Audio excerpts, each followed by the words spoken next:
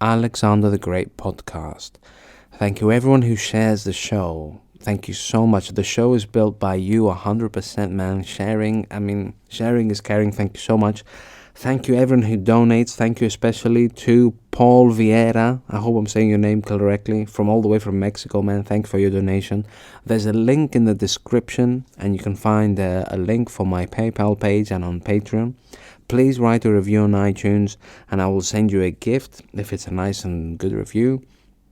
And follow me on Facebook. It's the only thing I really use, Alexander the Great podcast. And also I am on YouTube and you can find there where I am using when I'm uploading a new episode. And also Spotify now does a rating thing. So if you're listening on Spotify, can you please put in 5 stars for me, please? Thank you so much. Hope you enjoy the episode. Let me know what you think. Bye-bye. Last time we saw the start of the Peace of Philocrates, a peace agreement between Athens and Macedonia.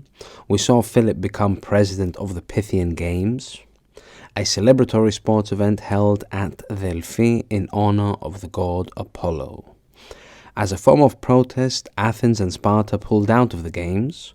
Things are starting to show that this peace agreement isn't off at a great start. The Athenians, as we have seen, have enough reasons not to trust Philip.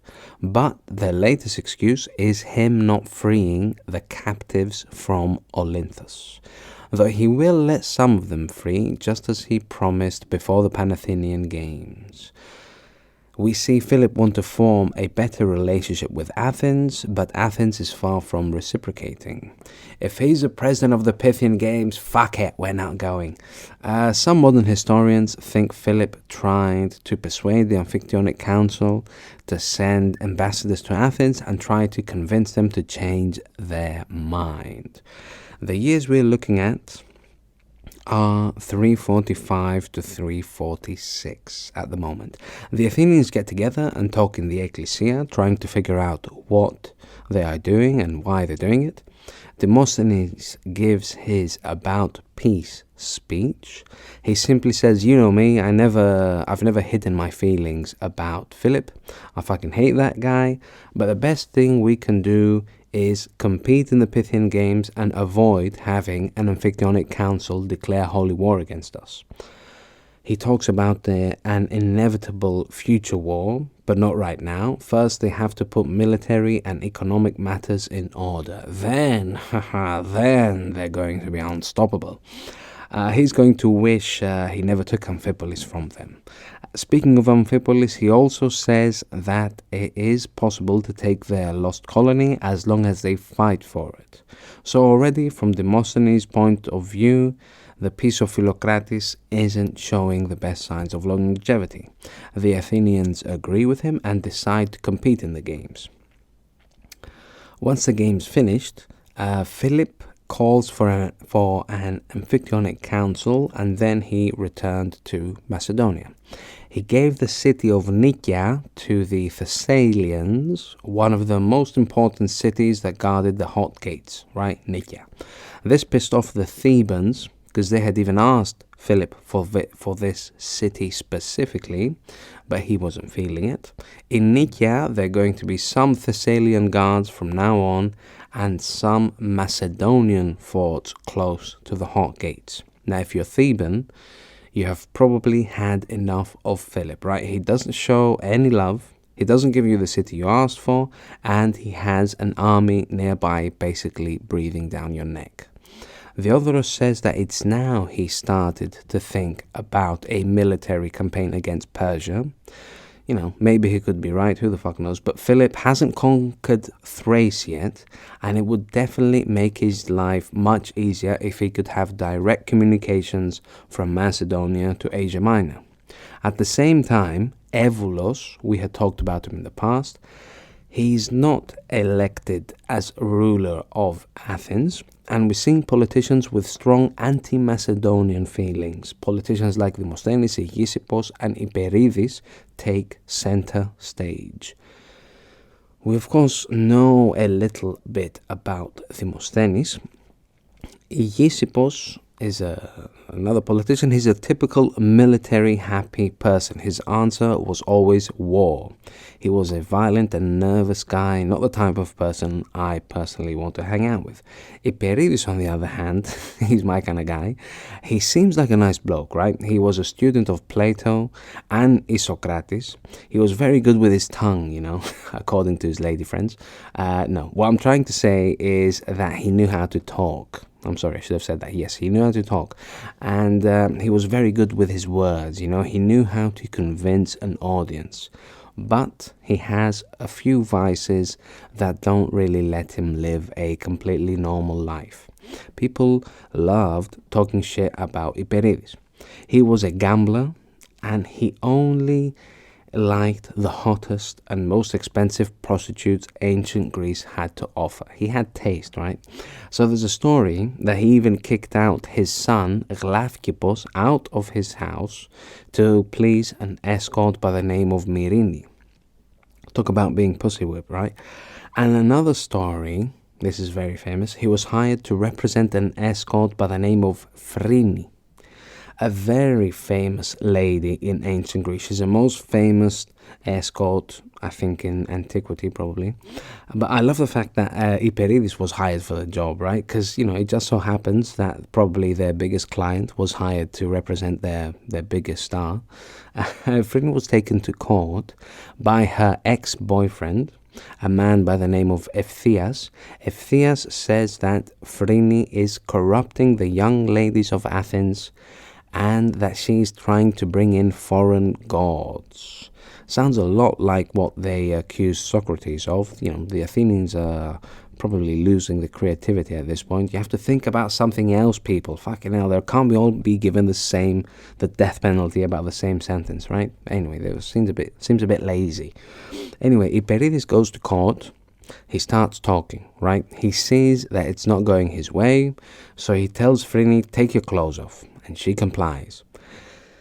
So she's butt naked in front of everyone, judges, audience and all, and they're all mesmerized by her beauty. And they decide to clear her of all charges. Because why not, fuck it. I have an amazing painting by Jean-Léon Jerome on my website and on my Facebook profile, Alexander the Great Podcast. Have a look. It's in a very good painting. I really like it. And Demosthenes is the only one the citizens of Athens consider their true political leader. Leader. I've had a glass of wine, sorry. And how can they not, right? He was the first one telling them, we have to watch out about this Macedonian, right? He was part of the team of ambassadors sent to Pella. He didn't let Philip's charm get to him. He may have froze in front of him in the beginning, but he's over that now. The new and improved Demosthenes. The Philo-Macedonian politicians, so people that actually like Macedonia and want them to go further, Aeschines and Philocrates, are telling the Athenians that Philip's peace terms are completely within reason, especially when one would consider how much power each state had at this specific time period. They remind everyone that Macedonia and Thebes cannot work together. If that were to happen, Athens would simply cease to exist. They also say it's wrong to reminisce about former glory. They mean Amphipolis and their alliances in the north. If Athens was to pursue any of those goals, they are in danger of being attacked by Philip. And it's around this time we have the rather interesting lawsuit of Timarchos against Aeschines.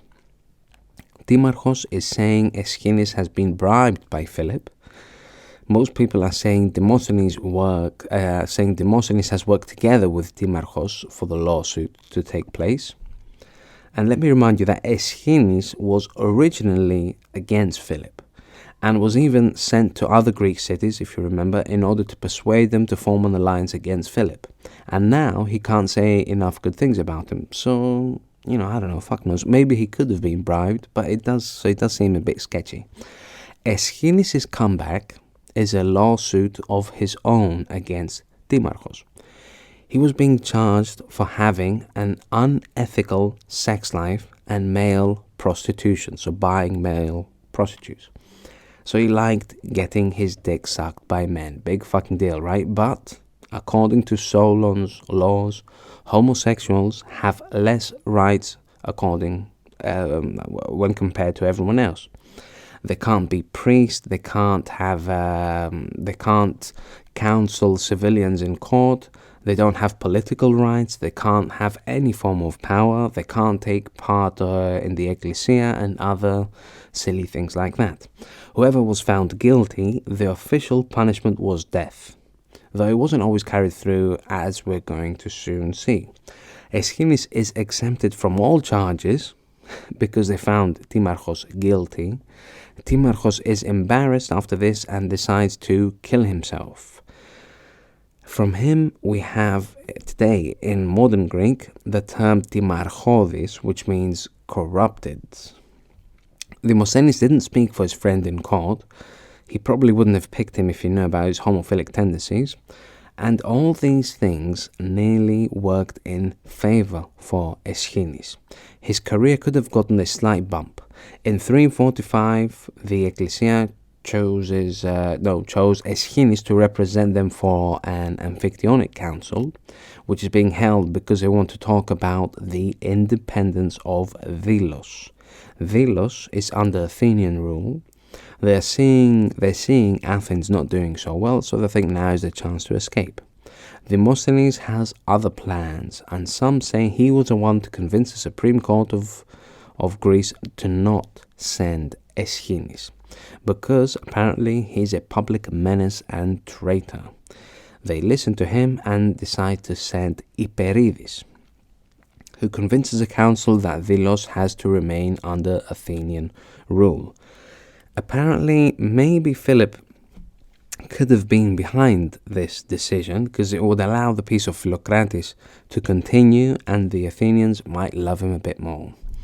Now, for the years 345 to 344, we don't have much information about what Philip was doing. It's a slight mess. We know he campaigned against the Dardanians and an Illirian tribe.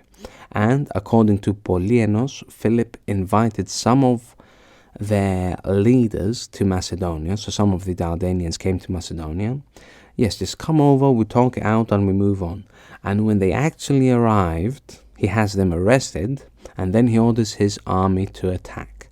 And that's how Cletos, son of Vardilis, we talked about him a few episodes ago, became subjugate to Philip.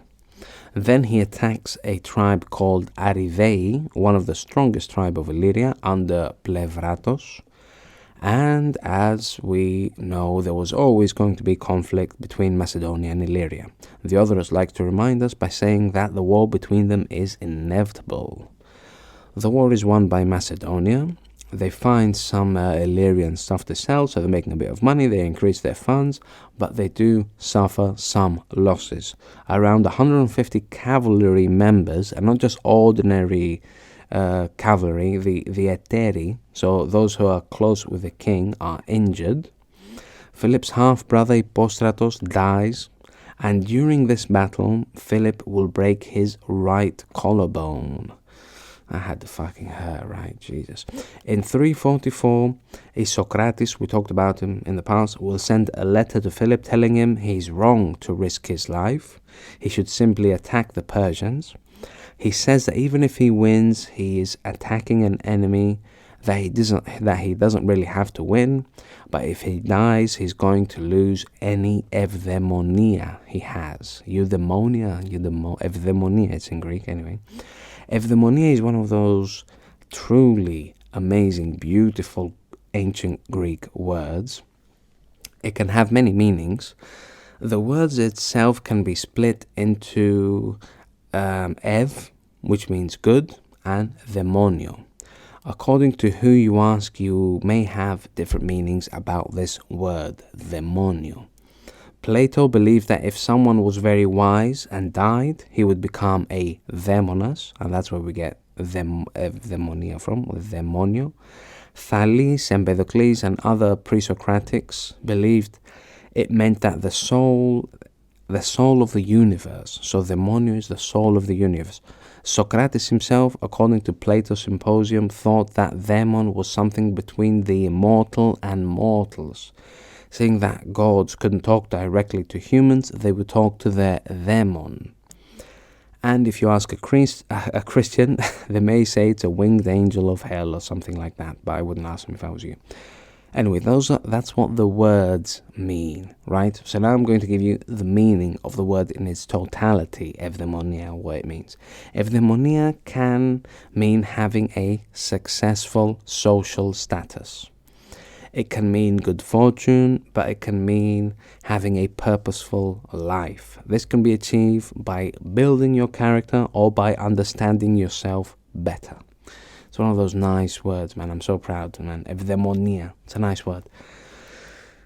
To this, probably Philip was thinking, this old man doesn't know anything. We don't see him change his style of war. From the beginning to the end, Philip will be a warrior king, leading from the front, just like Alexander is. Alexander is, of course, going to take it from his dad. But an amazing thing to see, right? From Justin, we see also that around this time, he took his people and he moves them to wherever he saw fit. Justin makes it look like the people were not into it. He compares him to a shepherd leading the herd to various pastures depending on the weather. Philip apparently does the same, but he likes moving entire villages. I had read part of Alexander's speech a few episodes ago, right? He said that he brought you down from the mountains to the plains. It's very possible that he's talking about this very occurrence. I don't think Philip was bored, right? And he was just decided to move people depending on how he felt. Some people he moves to the northwest on the border with Illyria.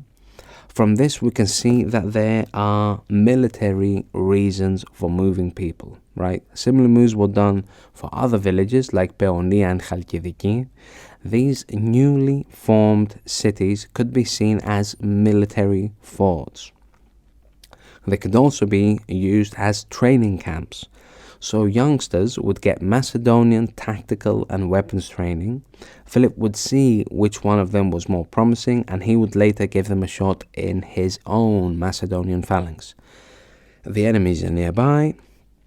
It's only a matter of time until they have to put what they learned to practice. He also dried up swamps, creating more arable land. He turned grasslands into fields to be cultivated. He built dams, canals, roads, big changes, right? But as we know, when anyone makes a ton of changes, they are rarely welcomed with open arms. This is probably what Justin was referring to, right? But what Justin doesn't get was that the Macedonian economy was in need of some drastic changes.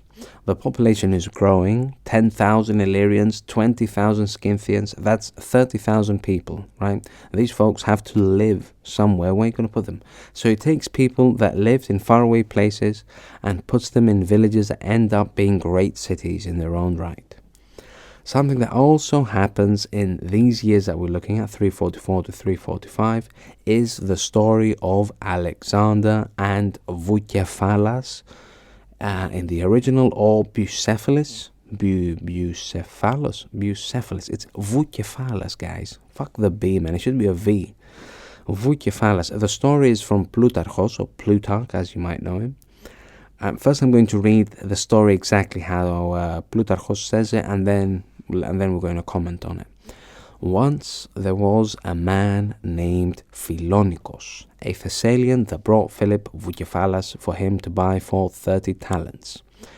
They then go down to the fields to try the horse out, who looks wild and completely unruly, because he wouldn't accept a rider and wouldn't obey any command given by Philip's people, but it was wild against them.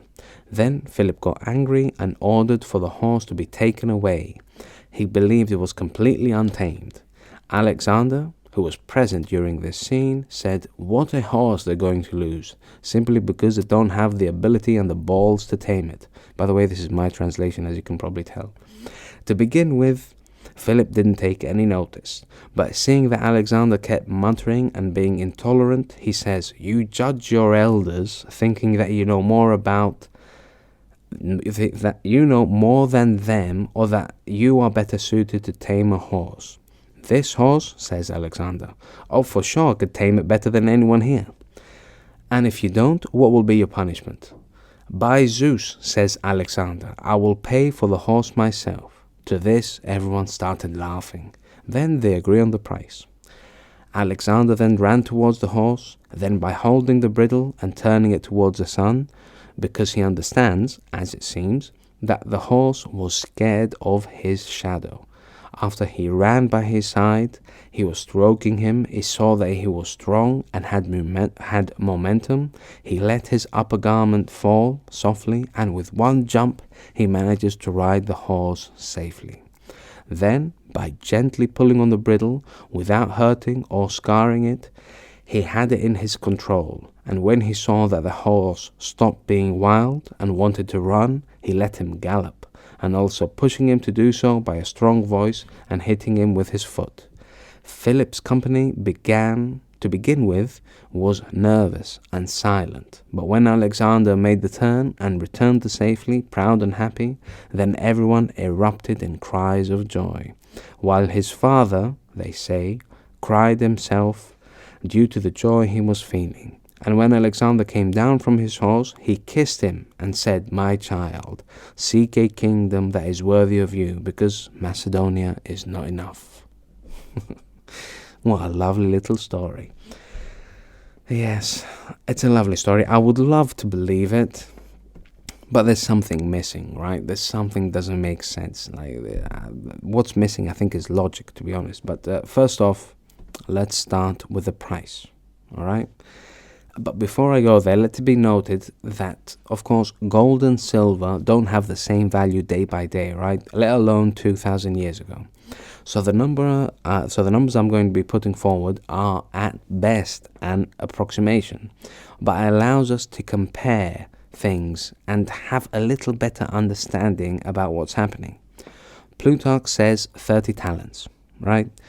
If it means gold, 1 talent is 26 kilos, right? So 1 kilo of gold is 50,000 euros, dollars, roughly. It's pretty much the same thing now. So 1 talent of gold is 1.3 million. And Voukefalas is 30 talents. That's 30 times 1.3 million, which is close to 40 million for a horse. Pretty crazy, right? Now, if he means silver, so a silver talent, 1 kilo of silver is roughly 600 euros. So 1 talent of silver is 16,000 euros. So Voukefalas is 16,000 times 30, which is nearly €500,000, $500,000. You know, whichever way you spin it, that's a lot of money for a horse, right?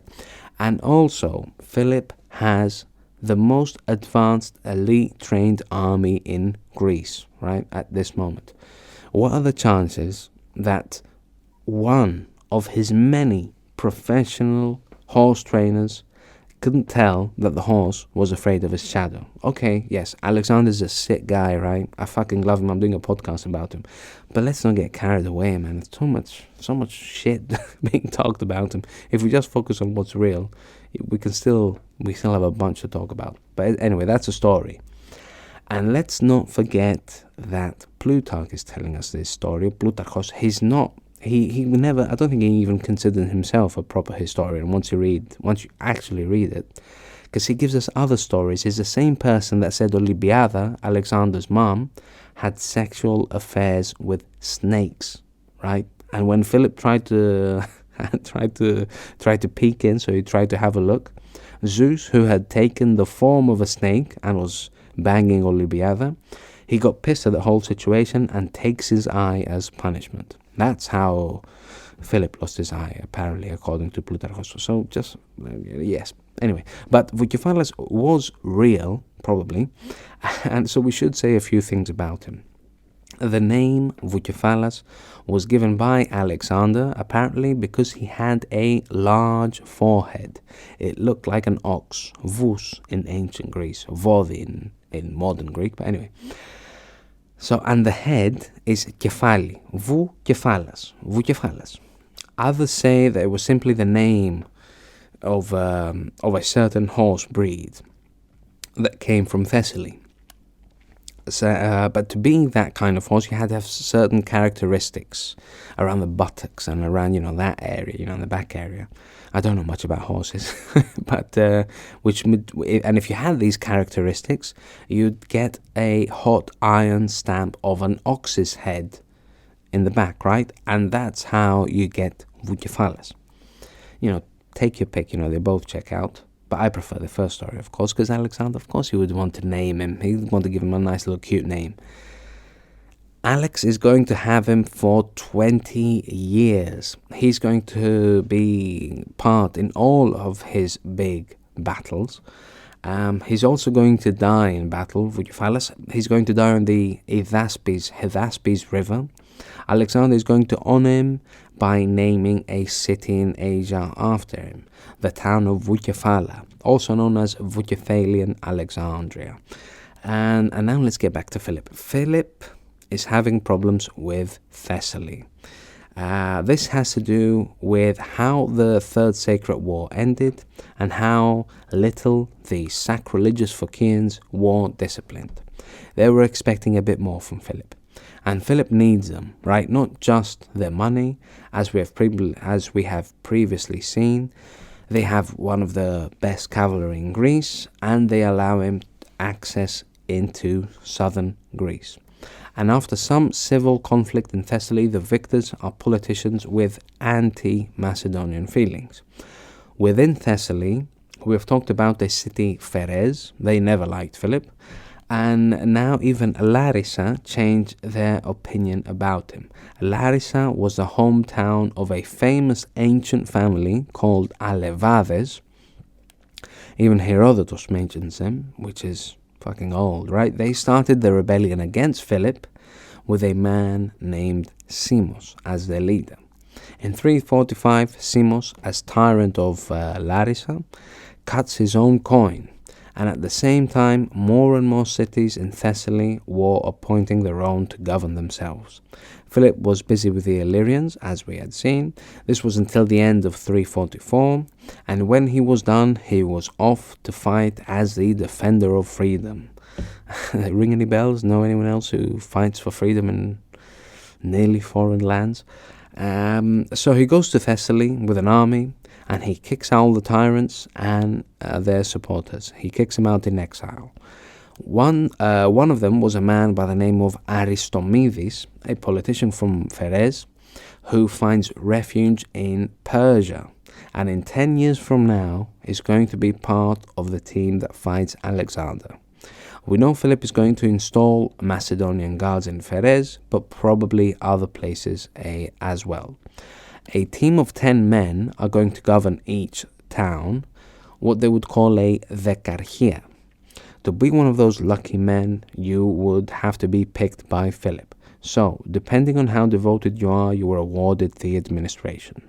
He reintroduces the system of tetrarch governing, so he splits Thessaly in 4 provinces: Thessaliotida, Pelasiotida, Phthiotida, and Isteotida.